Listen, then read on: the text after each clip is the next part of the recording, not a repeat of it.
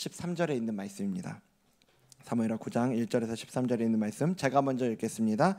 다윗이 이르되 사울의 집에 아직도 남은 사람이 있느냐? 내가 요나단으로 말미암아 그 사람에게 은총을 베풀리라 하니라. 사울의 집에는 종 한 사람이 있으니 그의 이름은 시바라. 그를 다윗 앞으로 부르매 왕이 그에게 말하되 내가 시바냐 하니 이르되 당신의 종이니이다 하니라. 왕이 이르되 사울의 집에 아직도 남은 사람이 없느냐? 내가 그 사람에게 하나님의 은총을 베풀고자 하노라 하니 시바가 왕께 아뢰되 요나단의 아들 하나가 있는데 다리 저는 자니이다 하니라. 왕이 그에게 말하되 그가 어디 있느냐 하니 시바가 왕께 아뢰되 로드발 암미엘의 아들 마길의 집에 있나이다 하니라. 다윗 왕이 사람을 보내어 로드발 암미엘의 아들 마길의 집에서 그를 데려오니 사울의 손자 요나단의 아들 무비보셋이 다윗에게 나와 그 앞에 엎드려 절하매 다윗이 이르되 무비보셋이여 하니 그가 이르기를 보소서 당신의 종이니이다. 다윗이 그에게 이르되 무서워하지 말라. 내가 반드시 내 아버지 요나단으로 말미암아 내게 은총을 베풀리라. 내가 내 할아버지 사울의 모든 밭을 다 내게 도로 주겠고 또 너는 항상 내 상에서 떡을 먹을지니라 하니 그가 절하여 이르되 이 종이 무엇이기에 왕께서 죽은 개 같은 나를 돌아보시나이까 하니라. 왕이 사울의 시종 시바를 불러 그에게 이르되 사울과 그의 온 집에 속한 것은 내가 다 내 주인의 아들에게 주었노니 너와 내 아들들과 내 종들은 그를 위하여 땅을 갈고 거두어 내 주인의 아들에게 양식을 대주어 먹게 하라. 그러나 내 주인의 아들 무비보셋은 항상 내 상에서 떡을 먹으리라 하니라. 시바는 아들이 15명이요 종이 20명이라. 시바가 왕께 아뢰되 내 주 왕께서 모든 일을 종에게 명령하신 대로 종이 준행하겠나이다 하니라. 무비보셋은 왕자 중 하나처럼 왕의 상에서 먹으니라. 무비보셋에게 어린 아들 하나가 있으니 이름은 미가더라. 시바의 집에 사는 자마다 무비보셋의 종이 되니라. 함께 읽겠습니다. 무비보셋이 항상 왕의 상에서 먹음으로 예루살렘에 사니라. 그는 두 발을 다 절더라. 아멘. 네, 오늘 우리가 함께 읽은 본문은 다윗이 왕이 된 이후의 이야기입니다. 사무엘하인데요. 사무엘상 같은 경우에는 다윗 이제 사울이 죽으면서 끝나거든요. 그런데 사울이 죽고 난 이후에도 이 사울의 집안과 다윗의 싸움은 계속 되다가 마침내 이제 다윗이 왕이 되는 겁니다. 그렇게 왕이 된 다음에 다윗이 가장 먼저 한 게 뭐냐면 이제 하나님의 궤를 다윗성으로 가지고 오는 거였어요. 그렇게 다윗성으로 가지고 오고 나서 이어서 주변 국가의 위협도 정리하고 통치 조직을 이제 정비합니다. 이제 지금까지 혼란 가운데 있었던 이스라엘인데 다윗이 왕이 되면서 그 혼란이 이제 사그러든 거죠. 이제 중요한 건 왕이 된 다윗이 어떻게 나라를 다스릴 건가, 여기에 모든 초점이 맞춰져 있는 시점이 지금 이 시점이에요. 그런 상황에서 등장하는 게 오늘 본문이라는 거죠. 다윗이 사울의 후손을 찾아서 은총을 베푸는 내용. 어떻게 보면 오늘 이야기는 그 다윗 이야기의 전체 흐름에서 그 이야기의 흐름을 끊는 내용처럼 보이기도 합니다. 그 한 사람 찾아서 도와주는 게 뭐 그렇게 큰일이라고 이 성경의 한 장을 차지하고 있나 싶은 거죠. 하지만 역설적으로 그래서 오늘 이야기는 중요합니다. 왜냐하면요, 앞으로 이 이야기가 앞으로 다윗이 이 나라를 어떻게 통치할 건가를 잘 보여주는 이야기가 오늘 이야기이기 때문에 그래요. 역사를 보면 보통 왕이 되면요, 그 왕이 된 사람들이 하는 게 뭐냐면 반대파 숙청이죠. 그 조선 같은 경우에도 조선 왕조도 세워지고 나서 고려의 왕족이었던 그 왕씨들 있잖아요. 왕씨들을 다 숙청을 하죠. 그리고 심지어는 개국 공신들까지 막 죽이는 일들이 있었잖아요, 그때 당시에. 근데 우리나라만 그랬던 게 아니고 여기 이스라엘에서도 그런 일들은 얼마든지 있었던 거죠. 최근에 우리가 성경 통독하면서 읽은 그 사사기를 보면 거기에 기드온의 300용사 나오잖아요. 300용사로 유명한 기드온. 근데 그 별로 유명하지 않지만 그 기드온이 죽고 난 다음의 이야기가 또 있어요. 기드온의 뒤를 이어서 스스로 왕이 된 기드온의 아들 아비멜렉의 이야기요. 근데 그가 그 과정에서 가장 먼저 한 일이 있는데요. 사사기 9장 4절 5절 부분을 좀 보면 바알불의 신전에서 은 70개를 내어 그에게 주매 아비멜렉이 그것으로 방탕하고 경박한 사람들을 사서 자기를 따르게 하고 그들 데리고 뭐 했는지 보세요. 오브라에 있는 그의 아버지의 집으로 가서 빨간색 읽어볼까요? 여룻바알의 아들 곧 자기 형제 70명을 한 바위 위에서 죽였으되 자기가 왕이 되는데 위협이 될 만한 그 형제들을 죽이는 것부터 한 겁니다. 고대 근동에서는 이런 일이 상식적이라고 할 만큼 아주 흔하게 벌어진 일이었다고 하더라고요. 위협이 되면 먼저 치우는 거죠. 그런데 오늘 다윗은 그와는 전혀 다른 행보를 지금 보여주고 있는 거예요. 자, 오늘 본문 1절 다시 한번 보여주시면 다윗이 이르되 빨간색 읽어볼까요? 사울의 집에 아직도 남은 사람이 있느냐? 내가 요나단으로 말미암아 그 사람에게 은총을 베풀리라. 다윗이 왜 사울의 후손을 찾는다고요? 은총을 베풀기 위해서요. 자신을 그토록 괴롭혔던 사울을 기억하면서 복수하기 위해서가 아니라 은총을 베풀기 위해서 찾는다고요. 우린 이걸 통해 알 수 있는 거죠. 다윗이 통치하는 나라는 어떤 나라인가? 내 편을 더 챙기고 내 세력을 불려서 적이 될 만한 이들은 끝까지 찾아내서 짓밟는 나라가 아니고요. 그런 나라는 세상이 보여주는 아주 상식적인 나라의 모습일 텐데 그런 나라의 모습이 아니라 하나님의 백성으로서 동일한 은총을 받고 또 그 은총을 기대할 수 있는 하나님의 공의가 있는 나라, 하나님의 공의로 다스려지는 나라가 다윗이 세워나갈 나라라는 거죠. 그리고 우리는 이런 다윗의 통치를 통해서 하나님께서 나라를 다스린다면 이런 식으로 다스리겠구나라는 걸 엿볼 수 있는 겁니다. 이전의 왕이었던 사울에게서는 찾아보기 어려운 모습이잖아요.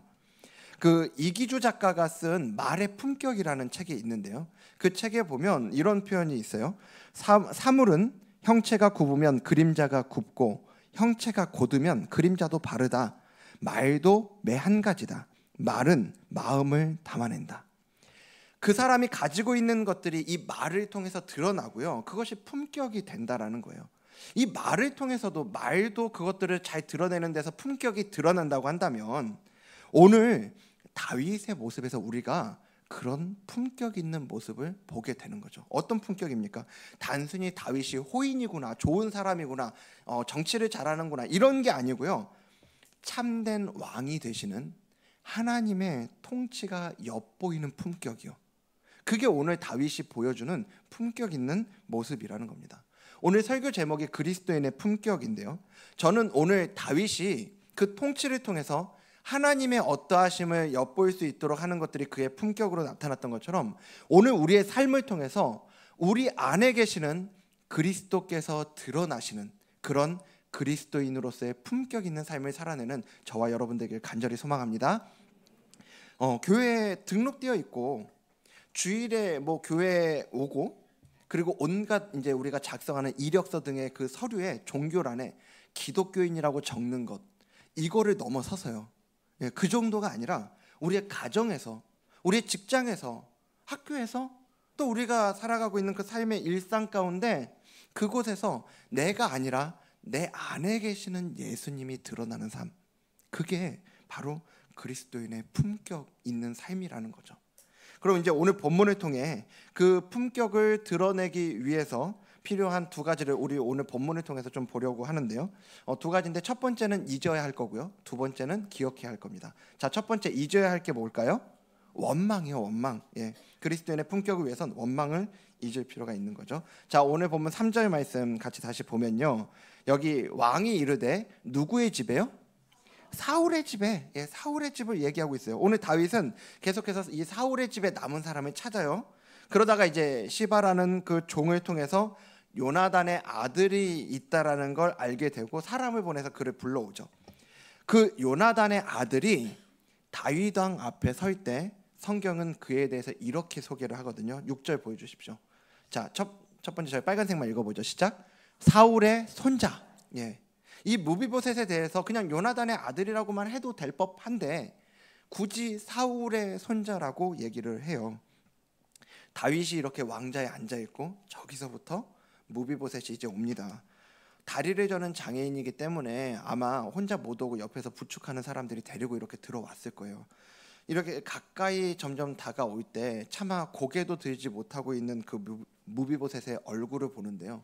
그 얼굴 안에서 자기를 그토록 사랑하고 잘해주었던 요나단의 얼굴도 보이는데, 그 요나단은 또 누구의 아들입니까?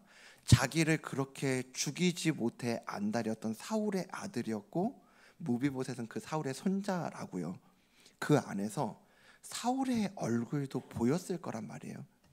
그렇다면 만일 다윗이 자기를 죽이려고 했던 그 사울에 대한 원망에 사로잡혀 있던 이라면, 그런 사람이었다면 이 만남은 비극으로 끝날 수밖에 없는 거 아니에요? 그런데 우리가 아는 것처럼, 우리가 보는 것처럼 다윗은 그에 대한 원망에 따라서 움직이지 않는다고요. 원망이 그의 삶을 이끌어 가도록 내버려 두지 않았던 거죠. 사람이 가지는 감정 중에 이 원망 그리고 그에 따른 복수심만큼 강력한 게 없는 것 같아요. 사람은 누구나 사람이라면 기본적으로 내가 제일 소중하거든요. 그래서 나를 힘들게 하고 나를 공격하는 것에 대한 원망이 생기기 시작하잖아요.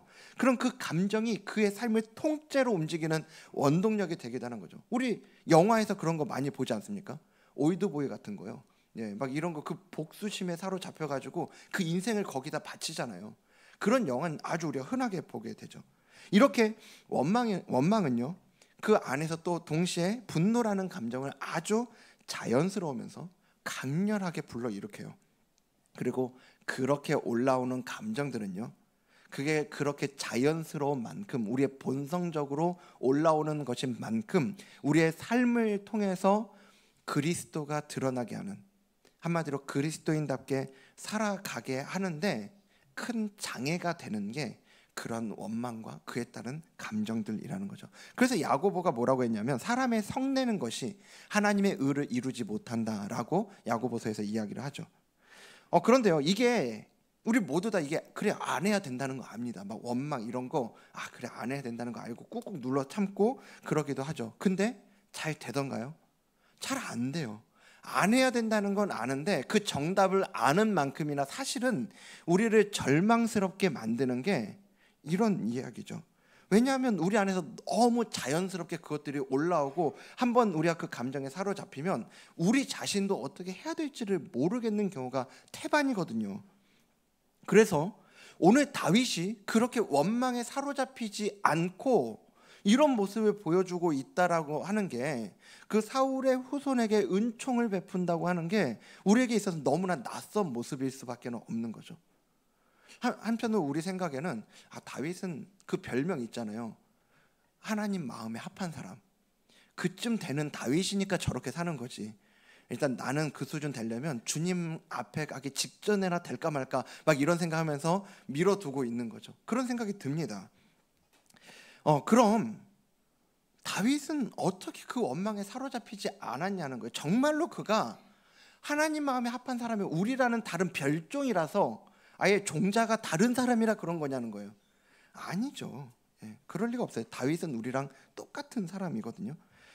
근데 다윗이 그렇게 원망을 잊고 그 원망이 자기 인생을 이끌고 가지 않도록 했던 그 이유를 우리는 시편에서 볼 수 있어요. 시편에는 아름다운 찬양시도 있지만 자기 상황에 대해서 탄식하고 원수를 저주하는 시들도 있거든요. 특별히 시편 59편 같은 경우가 다윗의 대표적인 저주시예요. 그 표제에 나와 있죠. 다윗의 믹담시, 인도자를 따라 아이다스에 맞춘 노래라고 하면서 그 뒤에 빨간색 읽어볼까요? 사울이 사람을 보내어 다윗을 죽이려고 그 집을 지킨 때. 사울이 자기를 죽이려고 할 때 지은 시가 시편 59편이라고요. 그래서 여기에 보면 하나님한테 하나님 저 좀 살려주십시오, 도와주십시오 라는 내용도 있어요. 그런 간구가 있습니다. 근데 그것만 있는 게 아니에요. 13절부터 보여주시면, 자 여기는 우리 시니까요. 전체 같이 한번 읽어보겠습니다. 시작. 진노하심으로 소멸하시되 없어지기까지 소멸하사 하나님이 야곱 중에서 다스리심을 땅끝까지 알게 하소서. 그들에게 저물어 돌아와서 개처럼 울며 성으로 두루 다니게 하소서. 그들은 먹을 것을 찾아 유리하다가 배부름을 얻지 못하면 밤을 새우려니와. 지금 다윗이 다윗의 이 원수들에 대해서 자기를 죽이려고 하는 이들에 대해서 이렇게 저주하고 있는 겁니다. 예.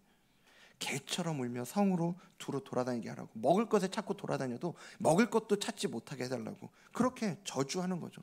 여러분, 오늘 다윗이 그 인생 가운데 이 자기가 그토록 힘들었던 시간에 대해서, 자기를 죽이려고 했던 그 원수가 될 수 있었던 사울에 대해서 자기도 똑같이 원수 갚음으로 대하지 않고 그 원망으로 그 인생을 채우며 그 원망에 자기 인생을 이끌어가도록 하지 않았던 그 이유가 바로 여기에 있는 거죠.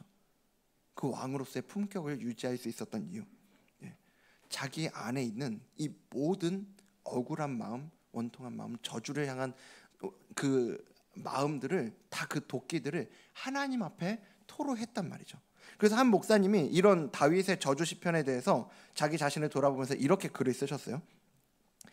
미치지 않고 죽이지도 스스로 죽지도 않는 비결은 내 나름 그나마 거룩하게 지랄을 떨었기 때문이다. 그러면서 그 뒤에도 이렇게 쓰셨더라고요. 내게 한스러운 것은 좀 더 많이 복수 시편을 읽지 않은 것이다. 그랬더라면 내 자신에게, 가족에게, 주변 사람들에게 성질을 훨씬 적게 부렸을 것인데 말이다. 그것들을 통해서 이렇게 하나님께 토해놓음으로 인해서 사람들에게 그걸 쏟지 않을 수 있는 비결이라는 겁니다. 그래서 여러분, 너무 하나님 앞에서 점잖아지려고 하지 마시라고요. 제가 이거 자주 말씀드리죠. 사람들에게는 우리가 저주를 퍼부으면 안 되겠죠. 그 즉시 싸움이 벌어질 거니까요. 그런데요, 하나님께는 괜찮다는 거예요. 하나님께는. 여러분을 너무 힘들게 하는 이들이 있다면, 그래서 여러분들의 감정을 너무 힘들게 하는 이들이 있다면 하나님 앞에서 여러분의 감정을 있는 그대로 토로하시라고요. 제가 종종 말씀드리잖아요. 하나님께 너무 정답 같은 기도하지 마시라고. 하나님 앞에서 괜찮은 척, 거룩한 척, 다 용서한 척, 그렇게 기도하지 마시라고요. 하나님께는 그냥 다 있는 그대로 쏟아 놓으십시오. 용서가 안 되면 안 된다고 하세요. 나 그 사람 미워 죽겠다고 하셔도 됩니다. 다윗의 이런 저주시가 지금 이 한 편만 아니라 여러 편이 기록되어 있어요.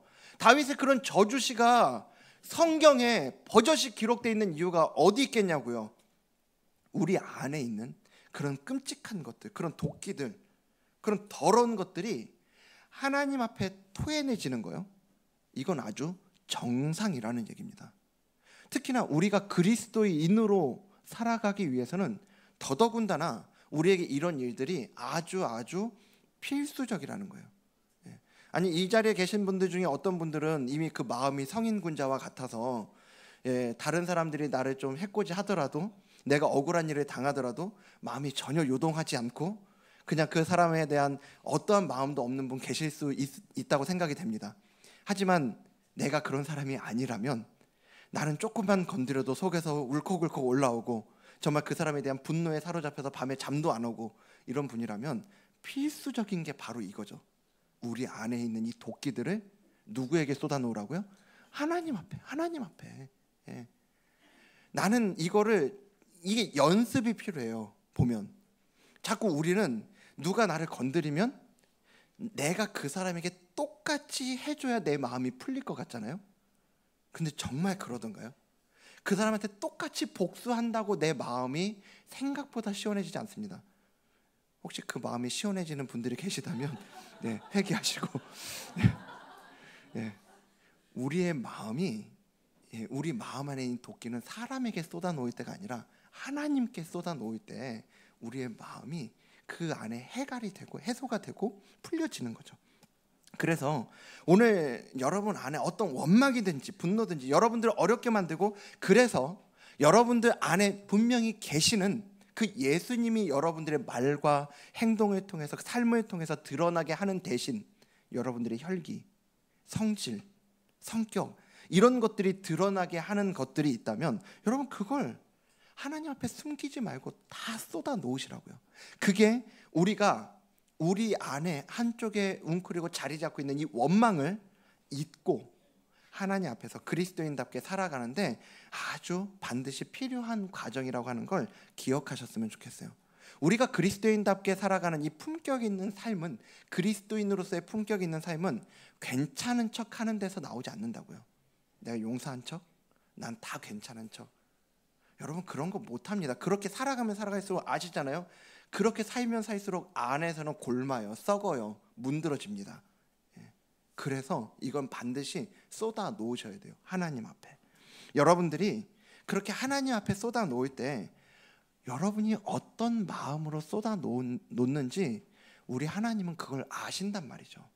그리고 여러분들이 어떠한 것들을 쏟아 놓더라도 우리 하나님은 다 받아내실 수 있는 만큼 크신 하나님이라는 걸 믿으시길 바랍니다. 그래서 그 하나님 앞에 마음껏 우리 마음 가운데 있는 그 불편한 것들을 토해놓고 하나님께서 우리에게 주시는 자유케 하시는, 진정으로 마음에서부터 자유케 하시는 그 은혜를 누리는 우리 모두가 되길 주님 이름으로 축복합니다. 두 번째요, 그리스도인의 품격을 위해 필요한 두 번째 것은 뭐냐면, 뭘 기억해야 된다고요? 언약을 기억하는 것. 언약. 우리가 방금 전에 다윗이 여러 상황 가운데 겪는 어려움들을 저주로 이제 풀어내는 걸 봤잖아요, 하나님 앞에. 근데 그게 전부가 아닙니다. 방금 전에 저희가 15절까지 봤죠. 시편 59편 15절까지 봤는데 그 바로 뒤를 볼까요? 여기도 전체 같이 한번 읽어보겠습니다. 시작. 나는 주의 힘을 노래하며 아침에 주의 인자하심을 높이 부르오리니 주는 나의 요새이시며 나의 환난 날의 피난처 시민이이다. 나의 힘이시며 내가 주께 찬송하오리니 하나님은 나의 요새이시며 나를 긍휼히 여기시는 하나님이심이니이다. 아멘. 오늘 다윗이 그의 통치를 통해 하나님을 드러낼 수 있었던 것, 참 왕이신 하나님을 드러낼 수 있었던 그런 품격은요, 그가 원망과 분노를 하나님 앞에 다 쏟아낼 수 있었기 때문이기도 한데, 결국 그 기반은 어디 있었냐? 그가 그런 원망들을, 저주를 하나님 앞에 다 쏟아놓을 수 있었던 이유가 뭐냐? 오늘 그의 요새가 되고 피난처가 되시고 힘이 되시는 하나님에 대한 신뢰가 있었기 때문이라는 거예요. 다윗이 이스라엘의 왕이 된 것 자체를 우리 생각해 보자고요. 그가 내가 언젠간 이스라엘의 왕이 되리라 이런 원대한 꿈을 꿨습니까? 아니면 거기에 대한 치밀한 계획을 세웠냐고요? 아니에요. 아버지의 집에서 양을 치는 목동으로 있던 자기에게 먼저 사무엘을 보내셔서 기름 부으시고 왕을 삼겠다고 하셨던 하나님의 약속이 먼저 있었던 거죠. 그 약속이 오늘 그를 이 자리까지 오게 했단 말이에요. 다윗이 그 인생의 모든 역경의 자리에서 붙잡았던 건 뭐냐 하면 바로 그 하나님의 약속이었다고요. 우리가 다윗의 인생을 통해서 발견하게 되는 이 아름다운 품격 있는 삶, 그 삶이 다윗이 왕이 된 이후에만 보게 되는 게 아니잖아요. 우리는 다윗이 왕으로 있었기 때문에 품격 있다라고 얘기하지 않는다고요. 언제 어디에 어떤 모습으로 있든지 간에 다윗은 하나님의 약속을 붙잡고 그 약속을 신뢰하는 자로서의 모습을 보여줘요. 물론 때때로 흔들리고 넘어지는 그 모습을 우리가 또 보기도 하죠. 밧세바 사건 같은 경우도 그런 거잖아요. 그래도 그는 그 넘어진 자리에서도 다시금 약속으로 돌아가는 겁니다. 약속으로. 자기는 흔들릴 때도 있고 자기는 넘어질 때도 있고, 그렇게 자기는 약속에, 하나님과의 그 약속에 신실하지 않은 게 내 모습, 내 모양인데, 하지만 오늘 내 모습은 그렇더라도 하나님은 여전히 하신 약속에 대해서 신실하시다는 그 믿음을 가지고 하나님 앞에 나아갔다는 얘기예요. 그 약속을 붙잡고 살아왔던 다윗이기에 오늘 그가 보여주는 모습도요, 약속에 근거하고 있는 걸 우리는 보게 돼요. 오늘 다윗이, 이제 오늘 본문으로 좀 다시 돌아가 보면요, 다윗이 반복적으로 사용하는 표현이 있어요. 1절에 보여주시면, 자, 다윗이 누구로 말미암아요? 요나단으로 말미암아. 사울의 후손을 찾는 이유가 요나단으로 말미암아 은총을 베풀기 위해서라고 얘기하고 있고요. 그리고 그렇게 실제로 무비보셋이 그 앞에 왔을 때에도 7절에 보면 또 이야기합니다. 다윗이 그에게 이르되 무서워하지 말라. 그 다음에 빨간색만 읽어볼까요? 내가 반드시 내 아버지 요나단으로 말미암아 내게 은총을 베풀 거다라고 이야기를 해요. 이 모든 것이 결국 요나단 때문이라는 거예요. 오늘 다윗이 보여주고 있는 모습이. 사울은 왕의 자리를 위협하는 다윗을 죽이려고 했어요. 그 위협할 수 있는 다윗을 죽이려고 했는데 자기 아버지잖아요. 요나단 입장에서 보면 자기 아버지가 그렇게 죽이려고 하고 그리고 가만히 내버려둬서 다윗이 죽어버렸으면 사실 다음 왕은 자기가 될 가능성이 더 높은 거 아닙니까? 그렇게 장차 어떻게 보면 장차 자기가 왕이 되는데 가장 방해가 될 수 있는 사람이 다윗임에도 불구하고 요나단은 다윗을 정말 사랑하고 아껴주죠. 그게 그냥 인간적으로 좋아했다가 아니라 요나단은 인정한 겁니다. 하나님께서 다윗을 택하셨다는 걸, 다윗을 왕으로 삼으셨다는 걸 인정하는 거예요. 그와 함께 하시는 하나님을. 그래서 요나단은 다윗이 죽을 뻔한 그 상황 가운데 있을 때 구해주죠. 그러면서 다윗과 무엇을 했는지를 보세요. 사무엘상 20장 16절 말씀. 여기 빨간색만 읽겠습니다. 시작. 이에 요나단이 다윗의 집과 언약하기를. 다윗의 집과 요나단이 언약을 맺는 겁니다. 내가 지금 너에게 호의를 베풀 테니까, 호의를 베푸니까 너도 우리 집을, 나와 내 집을 지켜달라고 이야기를 하는 거죠. 이때 다윗은 아직 다윗에게는 아무것도 없는 상태예요. 그냥 쫓겨다니는 상태죠. 요나단 자신은 누굽니까? 왕자라고요. 왕자. 그런데 여기 보세요. 언약하기라면서 그 뒤를 보세요. 여호와께서는 다윗의 대적들을 치실지어다. 여러분, 이 말이 엄청난 얘기예요. 왜냐하면 그 대적들 안에 누가 있어요? 자기 아버지가 있잖아요. 자기 아버지가 있다고요. 그럼에도 불구하고 요나단은 다윗과 이런 언약을 맺어요. 그리고 그런 언약을 맺고 다윗을 돕습니다. 그리고 그런 요나단의 호의에 힘입어서 다윗은 위기를 벗어나요. 그리고 이제 그 언약을 기억하고 이 무비보셋을 찾은 거죠. 우리는 여기서 그 언약 안에서 은혜가 흘러가는 걸 보게 됩니다. 먼저는 다윗 그 자신이 하나님의 약속 안에서 언제나 붙들어 주시는 은혜를 경험했는데요. 이제 또 그가 요나단과 맺은 언약 안에서 그 은혜를 무비보셋에게 흘려보내고 있는 거죠. 그 은혜가 어떻게 흘러가는지를 보면요. 다윗은 무비보셋이 원래 가지고 있어야 했던 그 사울의 재산을 그에게 다 돌려줍니다. 그리고 그 종 시바에게 그를 돌보도록 그리고 명령하는데요. 그 다음을 보세요. 9장 11절 보면요. 여기 빨간색만 읽겠습니다. 시작. 무비보셋은 왕자 중 하나처럼 왕의 상에서 먹으니라. 누구 중 하나처럼요? 왕자 중 하나처럼. 이 왕의 식탁에서 먹었다. 왕자 중 하나처럼 먹었다는 게 뭐예요? 왕자와 똑같이 대우했다는 얘기예요. 무비보셋의 지금 처지가 어떠했어요? 모든 걸 다 잃고요. 몸도 이렇게 장애가 있는 몸이 되어버렸죠. 그랬던 게 이 무비보셋의 처지였는데 이제 이 언약 안에서 그가 잃었던 것들을 회복시키고 있는 겁니다. 그런데 잘 보십시오. 9장 13절 또 가보면요. 자, 무비보셋이 항상 왕의 상에서 먹음으로 예루살렘의 산이라 한 다음에 뭐라고요? 그는 두 발을 다 절더라. 오늘 보면 가장 마지막에 나오는 표현입니다. 여기 사무엘하 9장 가장 마지막 절이에요. 무비보셋이 할아버지 사울의 소유를 돌려받고 그리고 왕의 식탁에서 다른 왕자처럼 밥을 먹어도요 달라지지 않는 게 있더라는 거예요. 여전히 그는 발을 절어요. 그것도 두 발을 다 절어요. 저는 이 표현이 오늘 본문 마지막에 나오는 게 상당히 인상적이더라고요.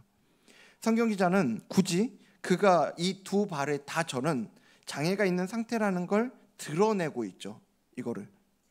여러분, 이 시대에서 이 장애가 있다라고 하는 거예요. 어떤 의미입니까? 단순하게 몸이 불편한 걸 넘어서서요. 흠이 있는 자라는 거예요. 자격이 없는 자라고요. 왕과 겸상을 할 자격이 없는 자인 거예요. 사실 무비보셋의 상태를 보면요. 이걸 누구보다 잘하는 사람이 있어요. 무비보셋이 자격 없는 자라는 걸 누구보다 잘하는 사람이 있다고요. 누굴까요? 자기 자신이요. 그래서 자신에게 호의를 베푸는 다윗에게 무비보셋이 하는 말을 보면요. 9장 8절에 보면 그가 이렇게 이야기합니다. 그가 절하여 이르되 이 종이 무엇이기에 왕께서 누구 같은? 죽은 개 같은 나를 돌아보시나이까. 아무 가치가 없는 존재인 나 같은 자를 왜 돌아보십니까? 라고 얘기를 하는 거죠. 자기가 봐도 자기는 자격이 없는 사람인 거예요. 성경은 하지만 분명히 이야기합니다. 그렇게 자격 없는, 마지막까지도 그는 두 발을 다 절더라 라고 이야기하면서 그 자신에게는 자격 없는 걸 이렇게 분명하게 드러내는데, 하지만 그렇게 자격 없었던 그가 항상 왕의 식탁에서 밥을 먹었다고요. 이유는 단 하나예요. 그가 언약 안에 있는 자였기 때문이죠. 무비보셋을 회복의 자리로 이끈 건 그 자신의 내가 이런 삶을 살아가지 않으려, 내가 이 장애가 있다고 나 이렇게 살지 않을 거야 라는 어떤 끈기, 열정, 불굴의 의지, 중꺾마 이런 거 아니고요.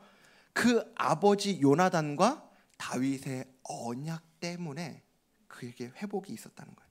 무비보셋은 그렇게 그 언약 안에서 그가 잃었던 왕자로서의 품격을 회복해요. 여러분, 이게 오늘 이 자리에 있는 저와 여러분의 모습이라고 생각합니다. 오늘 우리가 스스로 볼 때는요, 여기 무비보셋처럼요, 발을 저는 무비보셋 두 발을 다 절었다고 그랬잖아요. 혼자 힘으로는 설레야 설 수가 없는 자라고요. 우리 스스로를 볼 때 믿음 안에서 똑바로 나 혼자 똑바로 서 있는 것조차 못하는 모습이 바로 내 모습인 것처럼 여겨지는 분들 계실 수 있어요. 그래서 바울은 그런 우리에 대해서 이렇게 이야기합니다. 고린도서 4장 7절에 보면, 자, 앞에 빨간색만 읽겠습니다. 시작. 우리가 이 보배를 질그릇에 가졌으니, 이 보배가 뭡니까? 예수 그리스도요. 예수 그리스도. 예수 그리스도를 어디에 가졌다고요? 질그릇. 예. 내가 나 자신을 볼 땐 이렇게 볼품이 없고 형편없고 맨날 넘어지고 쓰러지고 그것밖에 안 되는 존재가 질그릇 같은 나를 보면 아무리 봐도 하나님이 인정해 줄 만한 그 자격이 없는 거죠. 하지만 중요한 건 오늘 우리가 바로 하나님께서 우리에게 주신 그 은혜의 언약 안에 있는 자이기 때문에 우리 안에 누가 계시다는 겁니까? 예수 그리스도, 예수님께서 계시다고요. 지금 우리의 상태로는 봐줄 것이 없지만 하나님께서는 그 언약 안에서 우리 안에 있는 예수님을 통해서 우리를 바로 그 예수님처럼 봐주신다는 말이에요. 처음 하나님의 형상으로 지음 받았고 하나님께 이 세상을 다 다스리도록 그렇게 명령을 받았지만 죄를 범함으로 인해서 모든 것을 다 잃었던 아담이요, 그 아담을 범죄한 현장 가운데 하나님은 끝까지 그를 찾아가시죠. 오늘 다윗이 사울의 후손을 끝까지 찾았던 것처럼 하나님은 아담을 끝까지 찾으세요. 근데 죽이기 위해서가 아니고요, 그에게 은총을 베풀기 위해서요. 그 자리에서, 그 범죄한 그 자리 끝까지 찾아간 하나님이 그 자리에서 하신 말씀을 보면 우리가 그걸 알 수 있습니다. 창세기 3장 15절 말씀인데, 내가 너로 여자와 원수가 되게 하고, 여기 너는 뱀을 이야기하는 겁니다. 너로 여자와 원수가 되게 하고 내 후손도 여자의 후손과 원수가 되게 하리니, 빨간색만 읽어볼까요? 여자의 후손은 내 머리를 상하게 할 것이요. 예. 여기서 나오는 여자의 후손은 전에 한번 설교 때 말씀드린 적이 있는데 복수가 아니에요. 그냥 여자의 후손들, 우리 인간을 얘기하는 게 아니라 단수예요. 단수. 한 사람을 얘기하는 겁니다. 누구예요? 여자의 후손으로 오시는 예수 그리스도를 이야기하는 거죠. 이제 아담은 하나님과의 언약을 그 스스로 못 지켰고 죄를 범했고 이제 그 스스로 회복할 수 있는 길이 사라져 버렸어요. 이제 자기 스스로는 구원을 얻을 수 없다고, 생명을 얻을 수 없어요.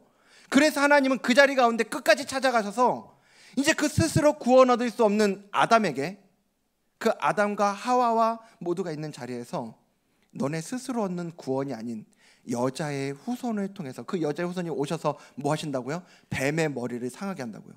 뱀으로 상징되는 죄와 사망의 권세를 깨뜨리실 거라고요.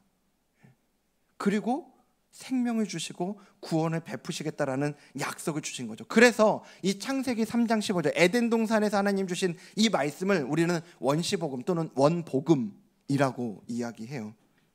그리고 이 언약 가운데 예수님께서 마침내 오셨고 십자가에서 들리심으로, 십자가에 못 박히심으로 그 언약을 이루셨다고요. 그래서 예수님이 그 십자가 위에서 그 모든 언약을 다 이루셨기 때문에 십자가 위에서 하신 그 가상칠언 가운데 하신 말씀 있죠. 다 이루었다. 그 말씀은 그 하나님과의 언약을 다 이루었다라는 말씀이신 거죠. 그리고 예수님은 자신이 그 십자가 위에서 흘리실 피에 대해서 이렇게도 표현을 하고 계십니다. 마태복음 26장 28절 말씀인데, 이것은 죄사함을 얻게 하려고 많은 사람을 위하여 흘리는 바 나의 피, 곧 어떤 피라고요? 언약의 피요. 언약의 피.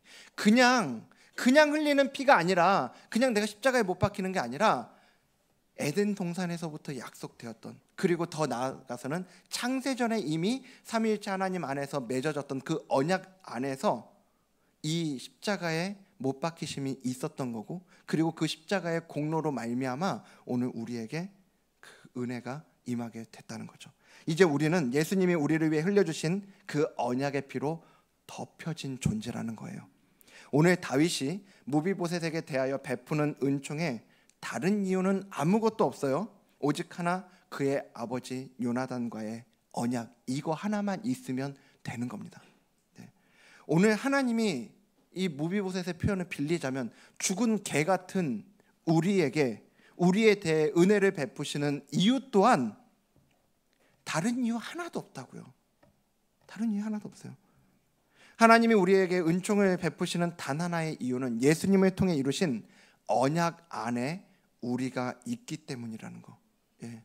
그게 오늘 우리가 하나님께 은혜를 받고 은총을 받을 수 있는 단 한 가지의 이유라는 겁니다. 오늘 우리가 그 그리스도인으로서의 품격을 가지고 살아가기 위해서는요, 이걸 잊어서는 안 돼요. 우리가 그 언약 안에서 하나님께 받아들여진 존재라는 거. 우리가 이 십자가의 은혜로 그 우리에게 주어진 언약을 놓치는 순간이요, 그 언약 안에서 그 언약 때문에 내가 받아들여진 존재라는 걸 놓쳐버리는 순간 우리는 뭐 하기 시작하냐면 내 스스로 하나님께 인정받을 만한 것들을 찾기 시작합니다. 우리의 삶 가운데. 그리고 이걸 하면 될까 저걸 하면 될까 애쓰기 시작하죠. 여러분, 그렇게 애쓰면 애쓸수록 이 언약을 놓치고 하나님께 인정받기 위한 그 애씀을 하면 할수록 둘 중에 하나예요. 내가 애써서 나를 만족시켜서 하나님 앞에서 교만해지든지, 아니면 내가 스스로 봐도 형편없는 내 모습만 보면서 좌절에 빠지든지. 출구가 없는 겁니다. 여러분, 우리의 시작은 다른 어떠한 것도 아닌 이 언약에 있다라는 걸, 우리를 위해 모든 것을 다 이루신 예수 그리스도의 십자가의 공로와 그 언약 안에 있다는 걸 반드시 기억하시길 바랍니다. 무비보셋이 자기 스스로 뭔가 해보려고 한다고 됐겠냐고요. 여러분, 오늘 우리가 그 은혜의 언약 안에 있다는 것, 그 언약 안에서 이루어진 십자가의 공로 하나만이 하나님 앞에 우리의 자격이라는 것을 놓치지 않는 저와 여러분 되기를 주님 이름으로 축복합니다. 말씀 마치겠습니다. 이번 주간이 고난 주간이죠.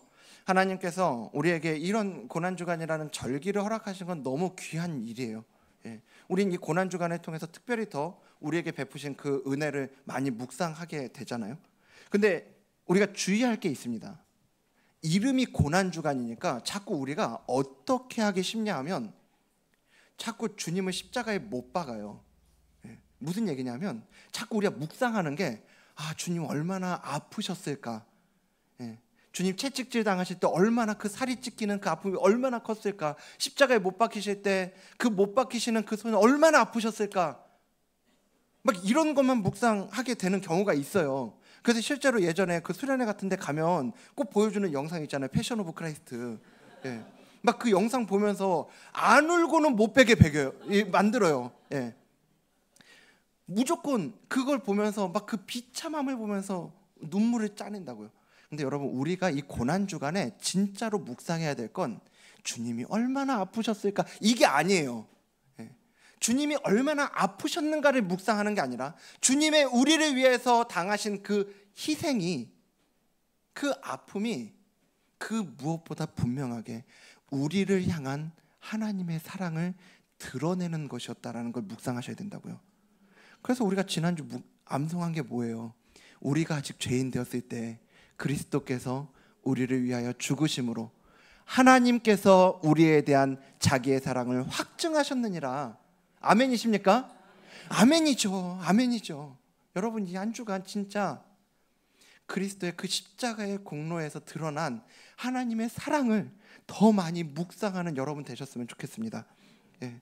그리고 그 사랑만큼, 그 완벽하게 드러난 사랑만큼 우리를 구원하시기 위해 필요한 모든 것, 우리가 하나님 앞에 살아가기 위해 필요한 모든 것, 우리가 하나님께 인정받기 위해 필요한 모든 것을 다 예수님께서 십자가 위에서 해결하신 줄 믿으시길 바랍니다. 여러분, 이 한 주간, 이 고난 주간은 우리가 그 은혜를 묵상하는 거예요. 주님이 얼마나 아프셨을까, 당하신 그 고난을 묵상하는 게 아니라 그 고난이 오늘 우리에게 이룬 그 은혜를 더 많이 묵상하고 그 은혜에 잠기는 그러한 시간이 되셨으면 좋겠습니다. 그게 복음이잖아요. 예. 우리의 출발은 여기라고요. 항상 여기서부터 출발하지 않는 모든 우리의 열심, 우리의 열정, 우리의 충성은 변질될 수밖에 없어요. 예. 문제가 또 생길 수밖에 없어요. 예.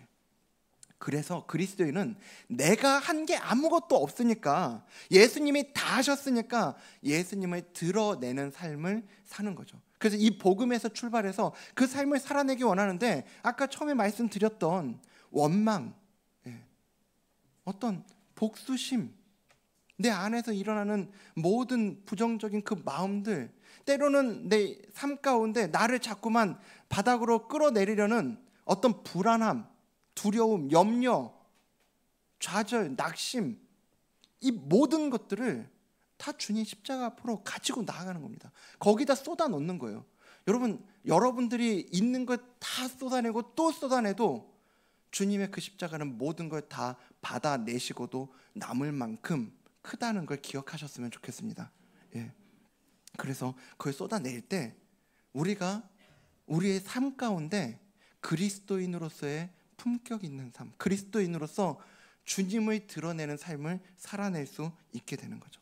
그래서 이번 한 주간 우리 어느 때보다 우리를 위해 모든 것을 이루신 그 주님의 십자가의 공로를 묵상하고, 그리고 그 십자가의 은혜에 사로잡혀서 하나님의 은혜 가운데 살아내는 이번 한 주간 저와 여러분의 삶 되기를 주님 이름으로 축복합니다.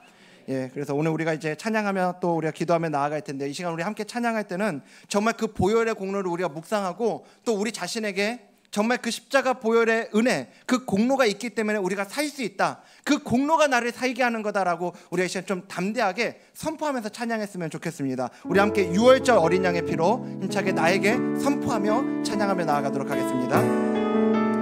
6월절 어린 양의 피로, 6월절 어린 양의 피, 나의 삶의 문이 열렸습니다. 나의 삶의 문이 열렸네. 저 어둠의 권세는 힘이 없네. 저 어둠의 권세는 힘이 없네. 주 보혈의 능력으로 원수가 나를 정죄할 때, 원수가 날 정죄할 그때도 나는 의롭게 살 수 있다. 의롭게 살 수 있네. 난 더 이상 정죄함 없네. 난 더 이상 정죄함 없네.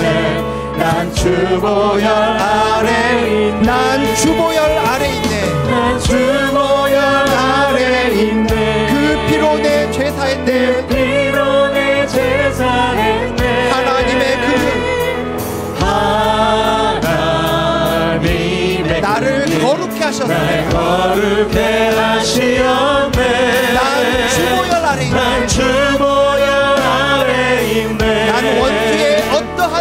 원수의 어떠한 공격에도 더 이상 넘어지지 더 않네. 이상 넘어지지 않네. 난 주보혈 아래 있네. 주보혈 아래 있네. 다시 한번 고백합니다. 6월절 어린 양의 피로, 6월절 어린 양의 피로 나의 삶의 문이 나의 열렸네. 삶의 문이 열렸네. 저 어둠의 권세는 힘이 없네. 저 어둠의 권세는 힘이 없네. 주 보혈의 주 능력으로 보혈의 능력으로 원수가 우리를 정죄합니다. 원수가 날 정죄할 하지만 그때도 나는 의롭게 설 수 있습니다. 난 의롭게 설 수 그래서 우리 이렇게 선포합니다. 난 더 이상 정죄함 없네. 난 주보혈 아래 있네. 난 주보혈 아래 있네. 난 주보혈 아래 있네. 그 피로 내 죄 사했네.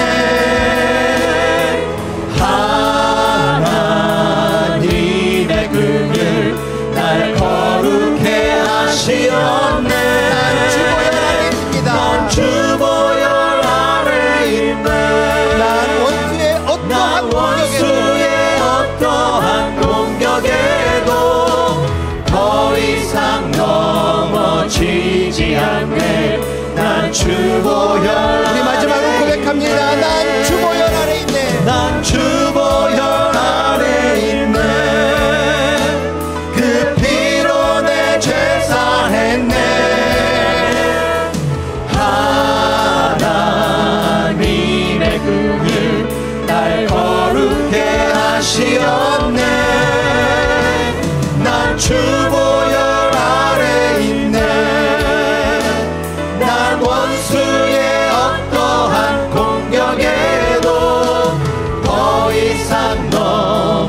지지 않네. 난 주 보혈 안에 있네. 주의 보혈, 주의 보혈 능력이 있도다. 주의 피 믿으오. 주의 보혈 그 어린 양의 매우 귀중한 피. 우리 마지막으로 주의 보혈 우리 두 손으로 찬양합니다. 주의 보혈 능력 있도다. 주의 피 믿으오. 주의 보혈 그 어린 양의 매우 귀중한 피로다. 아멘. 여러분 그 보혈의 능력 있음을 믿으십니까? 우리가 그 보혈로 인한 주님의 언약 안에 우리가 있는 자임을 믿으십니까? 우리가 이 시간 그걸 믿는다면 하나님 앞에 그 은혜에 감사함으로 이 시간 좀 나아가기 원합니다. 먼저 하나님 앞에, 하나님 정말 내가 나를 볼 때는 어떤 소망도 없지만 하지만 오직 그 언약 하나 때문에, 그 십자가의 공로 때문에 우리가 주님 앞에 있음을 감사합니다. 주님 앞에 우리가 기대하며 나아갈 수 있음을 감사한다고, 우리가 그 감사를 가지고 이 시간 주님 앞에 그 은혜 감사함으로 기도하며 나아가도록 하겠습니다. 좋으신 하나님,